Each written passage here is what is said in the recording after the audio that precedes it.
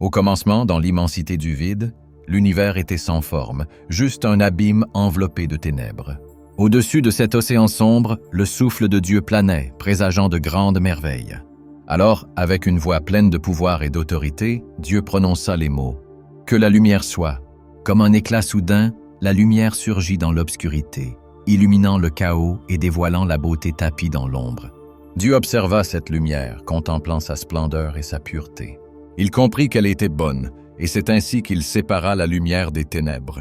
La lumière fut appelée jour, tandis que les ténèbres reçurent le nom de nuit. Ce premier jour se clôtura avec un soir apaisant, suivi d'un matin naissant, marquant le début d'une existence renouvelée.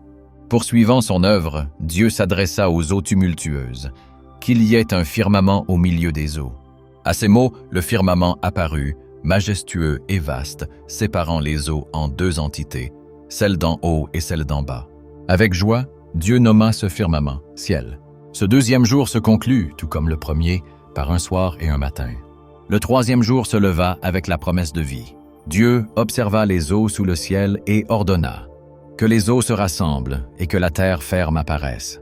Instantanément, la terre émergea et toute l'immensité des mers se concentra, montrant une surface solide. Dieu nomma ce sol terre et appela les eaux environnantes mer, et décela que cela était bon. La perfection était en marche. Alors, dans un élan de créativité, Dieu déclara que la terre produise l'herbe et les plantes qui portent leurs semences, que les arbres soient couverts de fruits, chacun selon son espèce.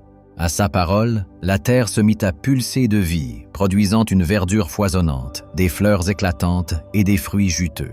Chaque plante et chaque arbre se leva pour porter leurs semences, émanant des couleurs vibrantes et des arômes enivrants.